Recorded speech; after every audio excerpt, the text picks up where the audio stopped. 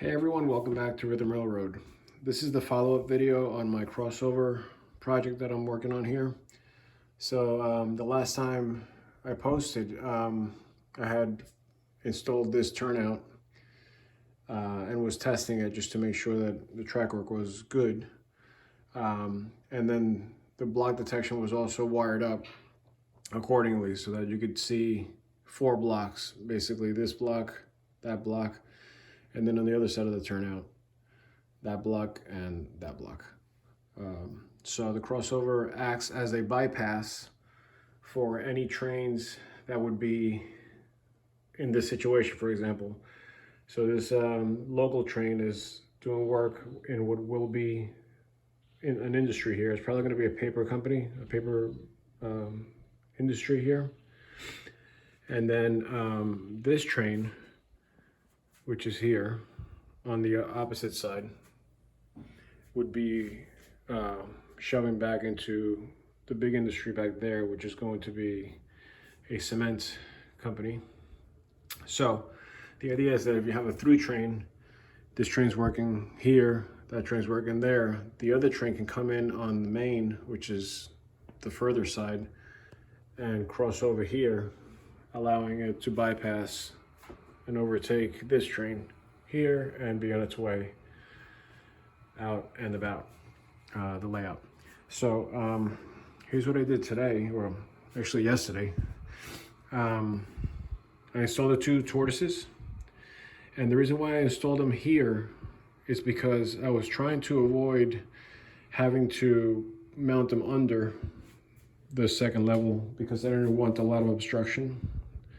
And if I'm taking photos this way, I didn't want the tortoises to be hanging down, blocking the scene. So I was going to turn them this way, like I've done with other situations, but even then, it stuck out a little bit too much. So by doing it this way, it only sticks out about 1 inch, if that, off the homosote.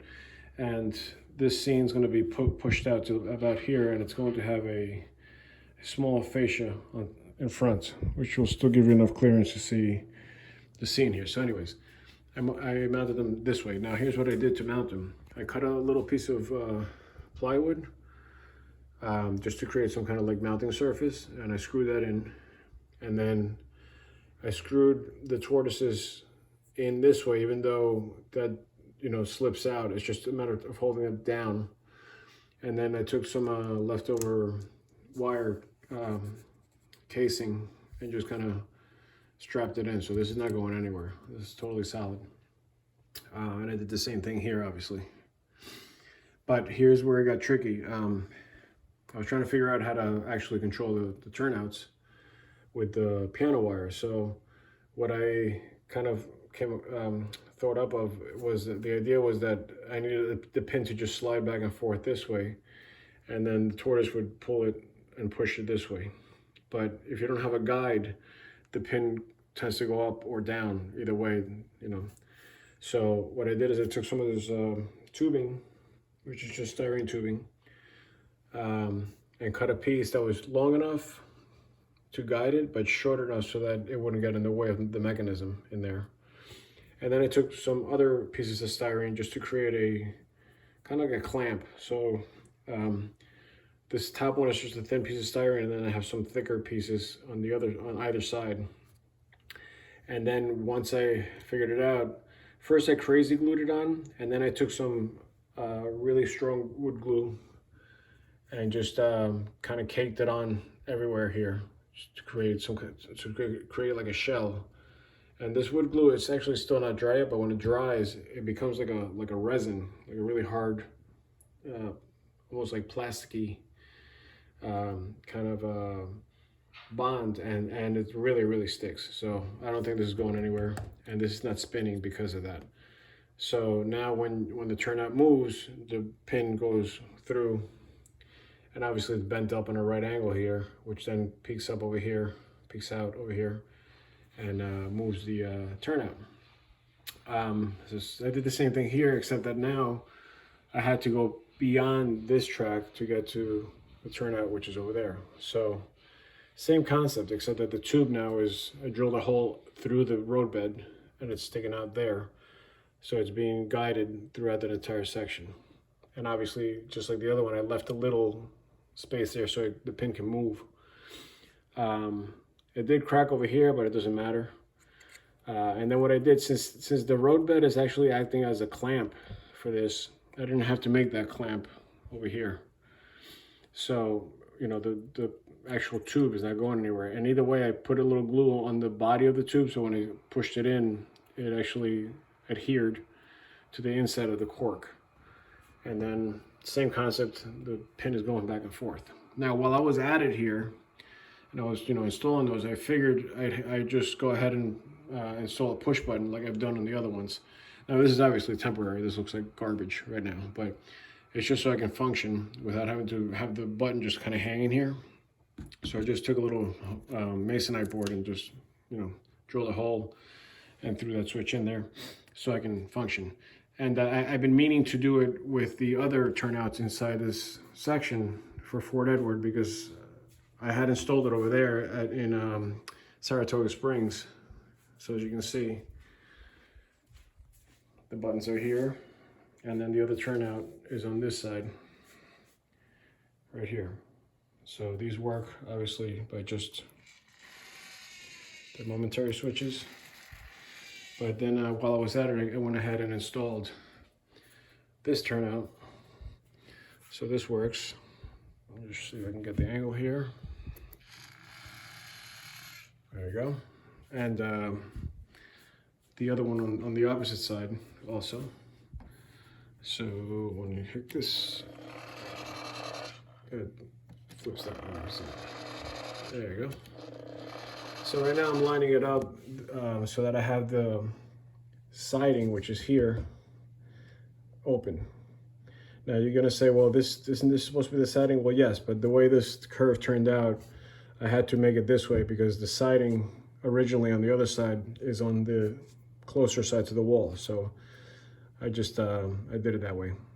But theoretically, you're supposed to do the siding on the diverging track and the main line here, but I just couldn't get a turnout to work there.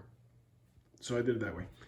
And then obviously, I went ahead and installed this one. So this single button actually does both. So you can see that right now, the crossover is set to the closed position. So when I click on this, they both go into diverging, there and there, and so that the train can cross over. Now I just want to show you real quick how these pins work. So here's what happens here.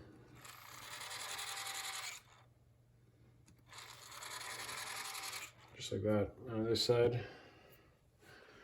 just do it this way.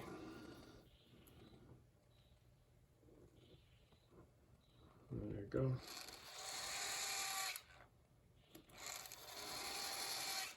So real quick, I'm just going to demonstrate what would happen here. So like I was saying, these tracks are occupied. So the train that's coming in, the through train, which is this auto rack train here, has contacted the dispatcher and has asked for a signal, which would be located here. And the signal would be a two-headed signal. The top head would be controlling the main line, which is that side, and the bottom signal would be controlling the siding. So in this case, the dispatcher would give a green, let's say, because, you know, you can go ahead full speed, on the top head, which would mean you can go into the main line. And obviously he would line this up to be on the main line. And then once he would cross the gap over here, that would be where the signals pointing this way are. Not that it matters for that train, but you know, that's where how the signals would work there. Let me just double check that I actually did this right. Yeah, so on this side, this signal would also be green, but now you only need one head because there's only one track coming up. So there's a signal here, and then eventually there will be another signal on that side for this train to allow it to go to the single track. And then on this side, obviously, you would have a double-headed signal. Top head for this side, bottom head for that side. and that's how it's going to work, hopefully. So here we go. So we have gotten clearance from the dispatcher, and we're gonna go ahead and get this locomotive going. Hope it works. This is my first time actually trying this. And I have the sound off right now because my wife's sleeping upstairs. So I don't wanna wake her up. So I'm gonna try to just speed this up a little bit.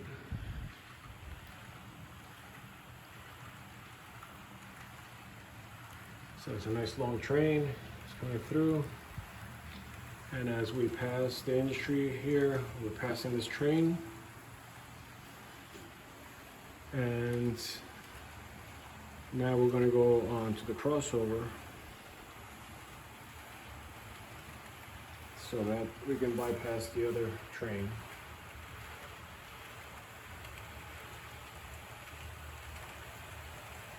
There it goes. That's a nice little scene there. And now we're going around the train that's working on the cement plant. And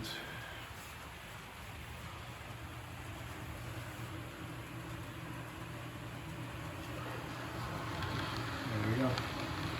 We're on our way. As you can see, I'm snaking through with both trains still working, and it's not affecting them. And the dispatcher will be seeing all of this on block detection on the control panel. So I got a train up ahead, so I'm just going to stop so that I don't cause an accident. And that's basically it. So yeah, that's what I'm working on. And the only thing now I'm just trying to do is just make the wires a little more neat and just tuck them up into the bottom of the benchwork here. But that's Fort Edward, and that's probably the only other thing I'm doing to the main line. If anything, I might add a siding that goes around the tortoises here, like over the, on this side here, just like just to hold cars. But I doubt I'll even do that. My idea was to put the train station here for Fort Edward, so that I might even shift it over here this way more, so that if the Amtrak train has to come through, it could take the crossover here and then just stop and continue, since that train won't be as long as a freight train. So that's where we are. All right, I'll see you at the next video.